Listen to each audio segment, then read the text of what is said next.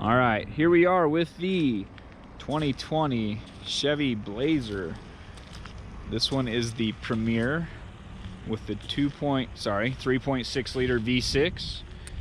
I'll put the power numbers up on the screen there.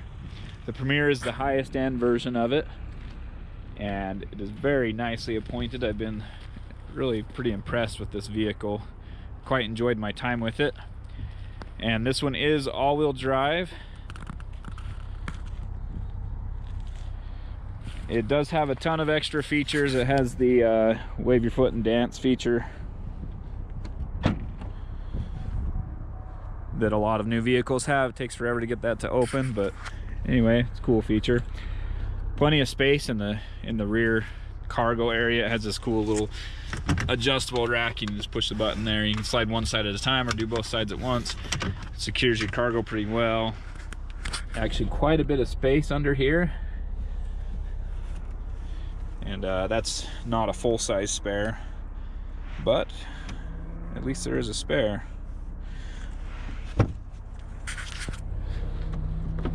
This has 20-inch rims. The tires actually feel pretty large for the size of the vehicle.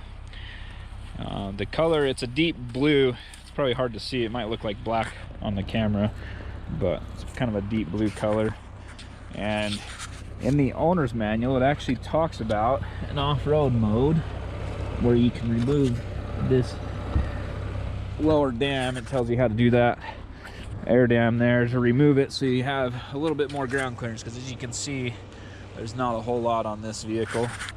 It has a surround view camera system and all that we'll get into in a little bit. Let's pop the hood and take a look at the engine.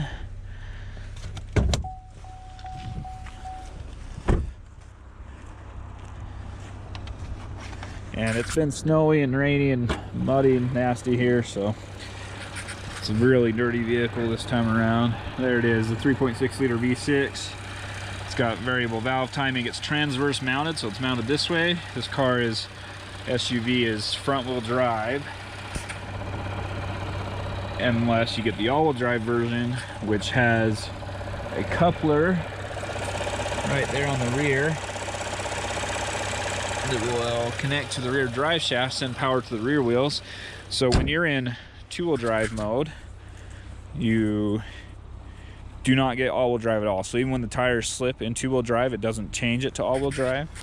When you put it in all-wheel drive, it has two-wheel drive normally, and then once it slips, it'll go ahead and engage the rear. And then it has a few other like sport settings and off-road, and we'll get into that a little bit more later. But there's the rear differential.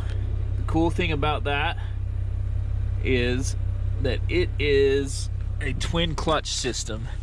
So it has one clutch for each axle shaft, I guess, going out to each wheel.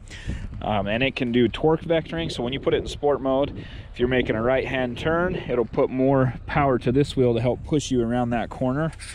And in off-road mode, it can control where the power is going to each wheel. It does a really good job of this. We'll get into that a little bit more in just a minute. But inside, it's really nicely appointed. Heated rear outboard seats. The leather is actually pretty soft. I quite like it. Not sure I get this stitching, but oh well. Some people may like it. Cool feature, I guess. It's pretty spacious, so that's where I sit when I'm driving. And there's still plenty of leg room there. Couple power outlets. Charger devices in the rear seats. No sunroof on this one, which is great. I actually don't like sunroofs very much, and most of my test vehicles come with those, so it was cool to see one not have that. On the inside, again, super nicely appointed. Plenty of options. You can control everything from the steering wheel. And it has the steering wheel heater, heated and cooled seats.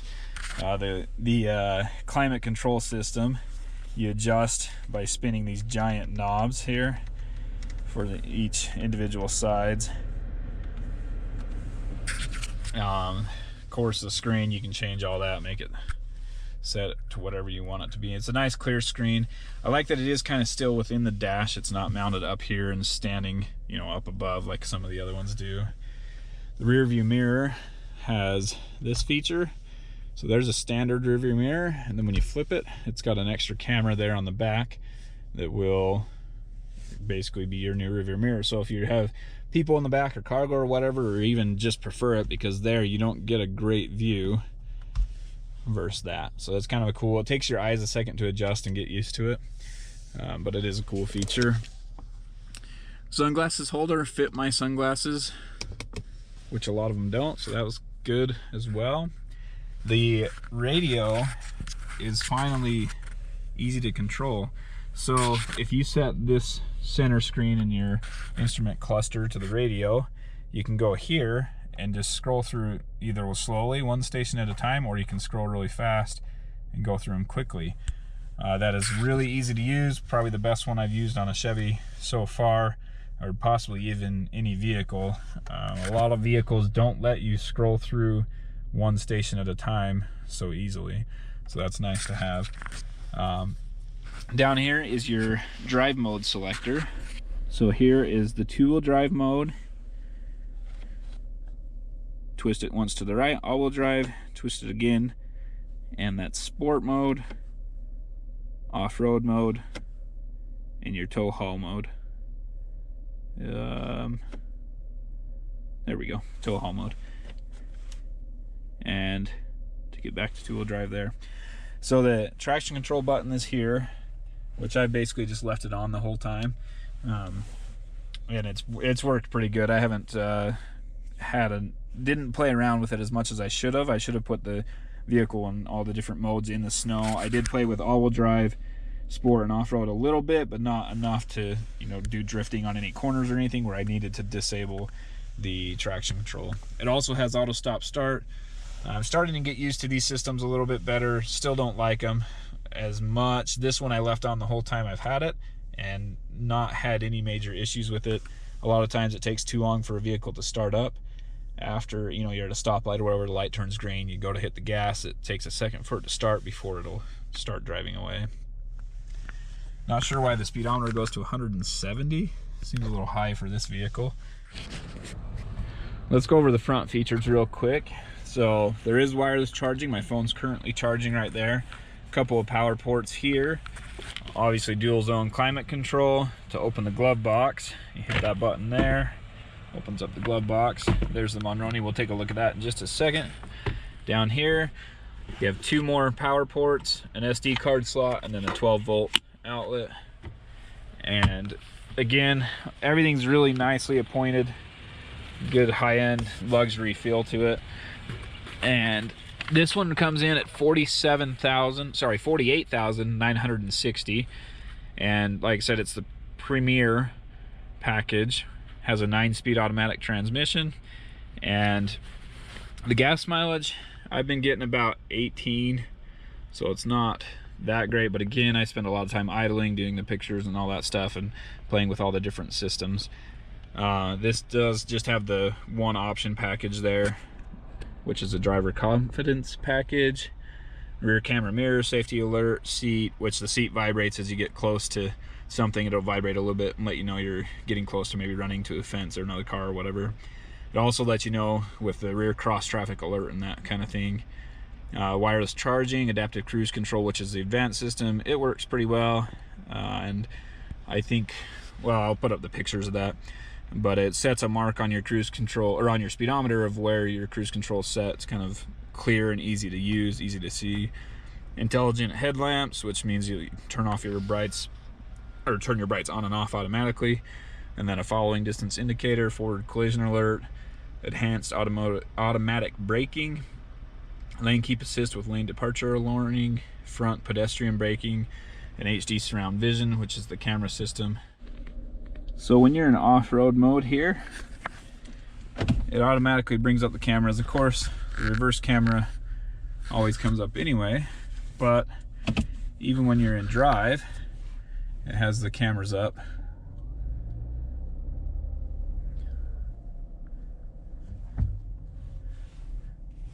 To help you see where you're going. And of course you can change front, rear, fisheye, wide angle.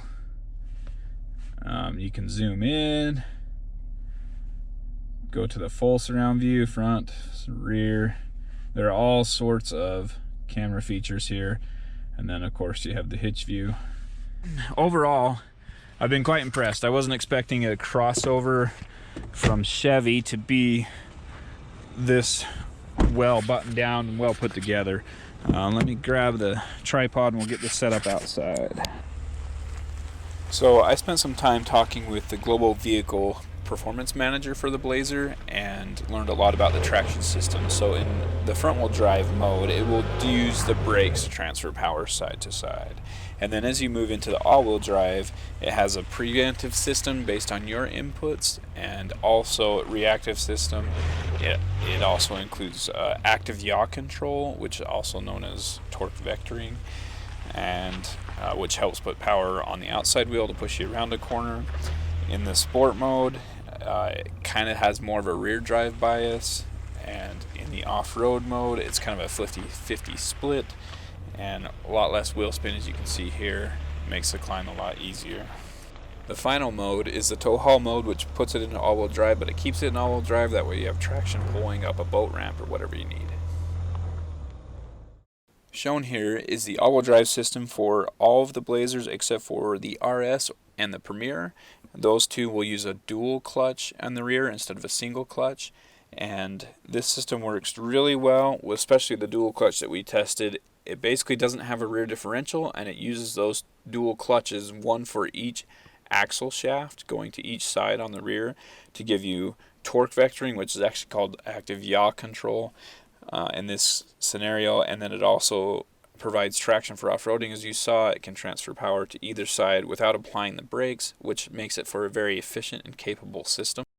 And this second diagram showing the difference between sport mode and all-wheel drive mode. You can see how much more force is being applied in making this left-hand turn to the rear outside wheel, and how much power is going to the rear wheels versus the front wheels in the different modes. Basically, this helps you corner. This car handles extremely well. I was very impressed with how well it corners, and I'm sure that this system had a lot to do with it. The sport mode is a little bit more aggressive with the active yaw control, and it also dials back the electronic stability control to let you go a little bit sideways before it kicks in to bring you back in line. So interestingly enough, this piece right here looks like it's just added on to protect the fuel tank. So Chevy did actually design this thing. It has the off-road mode, and they designed it with a little bit of off-roading in mind. Granted, there's no wheel travel and all that stuff. It's not, I mean, there's no articulation there, but it's surprisingly capable for what it is. Thanks for watching Engine Adventures review of the 2020 Chevy Blazer Premier. We have a lot of stuff coming up. Kia Telluride next week, an Infiniti QX50 after that. We've got a Ford F-250, a BMW X6, the Ram Rebel with the 3-liter diesel. There's a lot of stuff coming up, so if you're interested in any of that, go ahead and hit subscribe and hit the bell so that you can get alerts whenever we post a new video. And once again, thanks for watching. Have a great day.